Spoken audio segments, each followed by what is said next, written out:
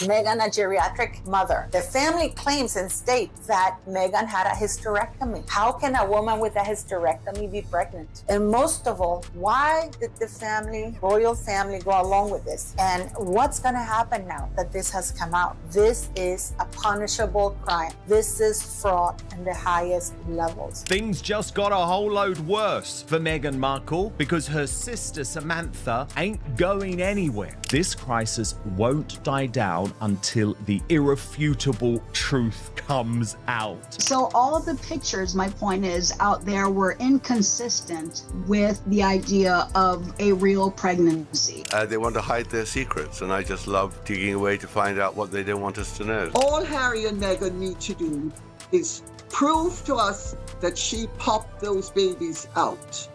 And that's all they need to do. And if they don't, it is unfair on the children.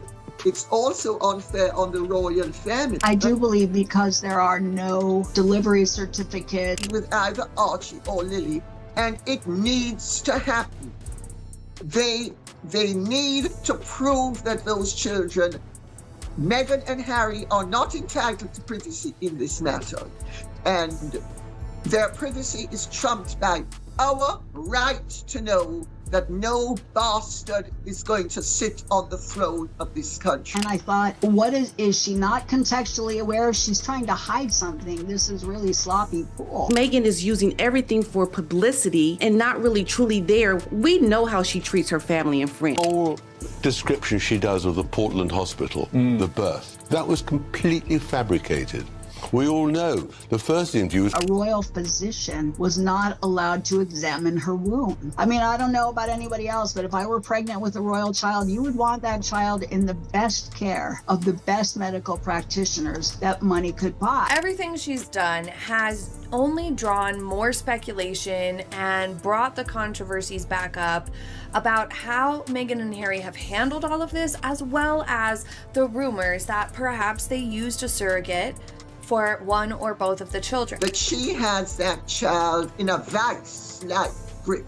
And it's, if they were a husband and wife team, there are laws now about coercive control. I mean, her father is recovering from a stroke, literally about a 3-hour drive. I mean, could you believe that? She doesn't have a father. I grew up as an only child, which everyone who grew up around me knows. I would have loved to have had siblings, so I'm so excited to be pregnant so that Archie has someone. Like, why lie? It was just so truly bizarre. They once called her the modern Cinderella, but let's be honest, the glass slipper never fit. Meghan Markle didn't just slip it on. She shoved it, smashed it, and sold the glittering shards straight to Netflix. From the Hollywood hustle to the Buckingham backlash, Meghan turned what was supposed to be a royal fairy tale into a circus of flashing cameras. And somehow, she managed to cast herself as both the sobbing victim and the woman pulling every string behind the scenes. Every tear she cried seemed to drop right on cue. Every appearance, every pause, every private moment, perfectly timed, perfectly framed, perfectly marketable. You almost had to admire the PR game. It was clean, strategic, and cold. In my opinion, she would still be a waitress if it wasn't for Dad. But behind those picture-perfect smiles and the royal hand-holding that fooled the world, Samantha Markle, the sister who knows her better than anyone, whispered something that made everyone's blood run cold. Because she says Meghan's been hiding a secret. One locked up tighter than the crown jewels. Did you make Kate cry? No, the reverse happened. And this wasn't some petty family drama. No, this was the kind of secret that could blow everything up. The pregnancies, the titles, even the royal line itself. Samantha didn't scream it, she didn't rant, she just said, I wish people should check the timeline. That's all it took. And you have been lied about for a series of years. How hurtful that is. The internet did what it always does. It dug. And what they found didn't just raise eyebrows, it set them on fire. Because if Samantha was right, Meghan's picture-perfect version of royal motherhood might be nothing more than a beautifully staged illusion. And honestly, nobody should have been surprised. Rumors about Meghan's pregnancies had been swirling for years. But this time it wasn't faceless tabloids whispering, it was her own sister, pointing directly at the cracks in the crown. When Samantha said it, her voice was calm, almost pitying. Silence everybody, she said, and just produce a DNA sample. That single sentence hit like thunder through Buckingham Palace, because once those words landed, people started looking differently at everything. The bump photos, the timelines, even those carefully staged public appearances. Suddenly, the royal fairy tale didn't feel magical anymore. It felt manufactured. She watched her half-sister rise from a cable TV actress to a duchess the whole world admired, rewriting her own past, posing like she'd been royal all along, while paying multi-million-dollar PR teams to polish her story into perfection. And all the while, Samantha stayed silent. Until silence began to feel like betrayal, because the woman the world saw as a symbol of compassion hadn't returned a single call to her wheelchair-bound father, the same man who once adored her. When Meghan said, "I lost my father," Samantha whispered, "No, she didn't lose him. She iced him."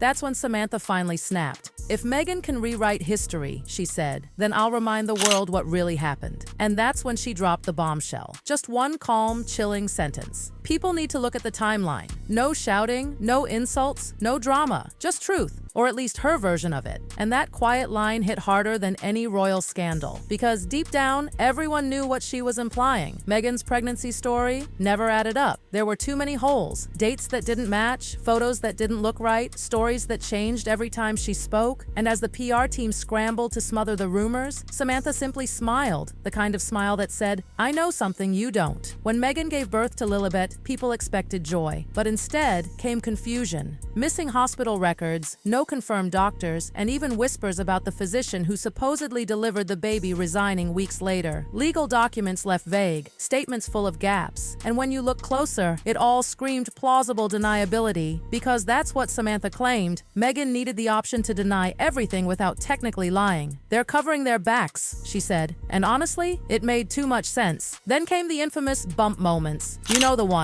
The clip where Meghan bent down and her stomach seemed to fold in half. Some called it lighting. Others whispered prosthetic. It was one of those moments where you couldn't tell if it was rumor or reality, but you couldn't look away. Fast forward to 2021. Baby number 2. Same story. No photos from the hospital, no doctors named, no witnesses, just glossy pictures weeks later, perfectly edited and emotionless. Every time Meghan appeared with her children, it felt like a scene from a movie. Too polished, too distant. She didn't laugh, didn't play, didn't even make eye contact the way other mothers did. It was all so controlled. And the palace? Silent as stone. That's when older whispers resurfaced. Whispers of a surgery years before, one that could have made natural pregnancy impossible. Suddenly, the entire fairy tale started to look like a carefully constructed mirage. The next Christmas card dropped, and fans noticed something strange. The children in the photos didn't look like the same kids from earlier videos. Faces changed, features shifted, and people began to wonder, who are those kids, really? At some point, coincidence stops looking innocent. Samantha knew that better than anyone. She wasn't gossiping, she was laying a trail. Because if the dates lined up, and the surgery rumors were real, then every photo since 2018 could be part of one of the biggest illusions the monarchy's ever sold. But the next twist didn't come from Samantha. It came from someone completely unexpected, a woman known only as DL. No spotlight, no fame, just 2 letters, and a story that sent the royal world spinning. She claimed she'd stayed silent for years because of contracts and NDAs, but now her silence had expired. And what she said next? It made everything explode. According to DL, she wasn't just a witness. She was involved. She said she carried the royal children. Her story painted a world straight out of a conspiracy thriller. Marble clinics in Beverly Hills, fake names, security guards at every door. Every appointment aligned perfectly with Meghan's public appearances. Every payment was made through companies that didn't exist on paper. She called herself the ghost mother, the woman who lived in the shadows of a royal fairy tale. When she finally spoke, her voice trembled, not with fear, but anger.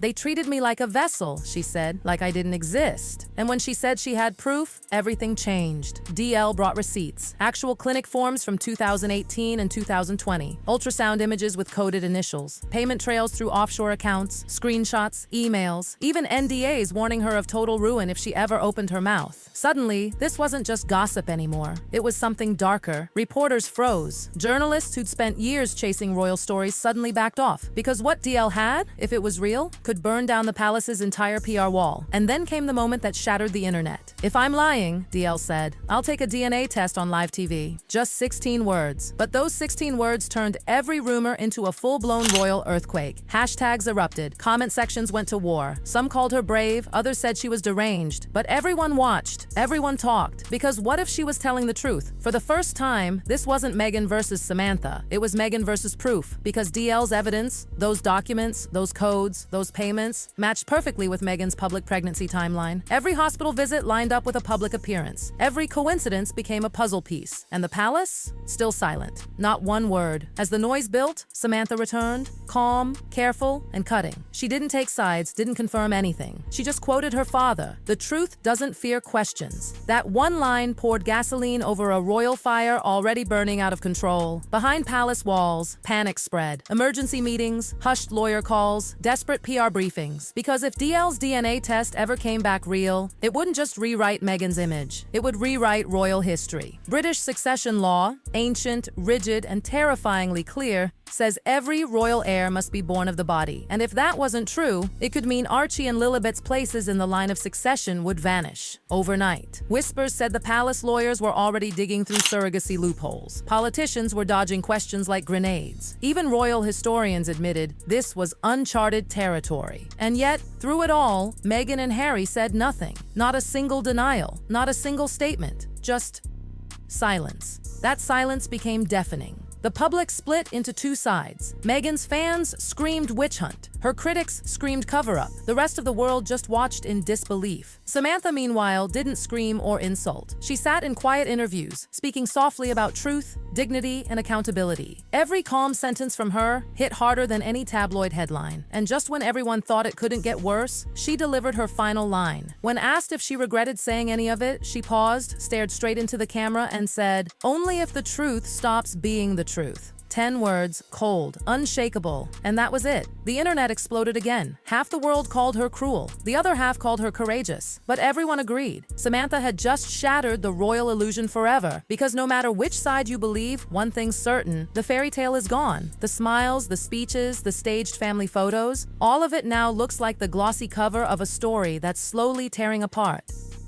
And as this saga spirals further, you can't help but wonder, how much of it was real? How much was scripted? How far would someone go to protect the perfect image? Because in this world, where truth is a weapon and silence is strategy, someone's lying. Maybe it's Samantha, maybe it's Meghan, maybe it's both. But one thing's undeniable. This royal fairy tale has cracked wide open, and no PR team on earth can glue it back together. Because when truth turns into a battlefield, reputations bleed first, and this time, everyone's bleeding. The Duchess, the sister, and the palace itself. But just when people thought the storm had finally calmed, it didn't. It only grew louder, because then came Candace Owens, bold, unapologetic, and ready to drop the kind of receipts that could turn a rumor into a royal nightmare. She didn't mince words, she went straight for the truth everyone else was too afraid to say. Candace claimed she had proof, not whispers, not speculation, but actual evidence connecting Meghan's pregnancy timeline to something far more strategic. Screenshots, flight logs, a pattern that lined up too perfectly to be coincidence. She didn't just talk, she showed. And when she did, insiders panicked. The palace's media machine scrambled to spin, but it was already too late. The internet had smelled blood. Suddenly, every polished photo and every soft-spoken interview felt like part of a performance. The fairy tale looked less like love and more like leverage. Meghan's silence, that same polished silence, started to sound like fear. And the crown's stillness, like quiet damage control. Candace ended her expose with a single icy warning. When you build a kingdom on lies, don't be shocked when the walls fall first. And that's where it all hangs now. In the space between truth and illusion, between sisterly vengeance and royal survival, the world isn't waiting for the next chapter. It's hunting for it. Because one thing's for sure, this royal storm isn't over. It's just reaching the eye.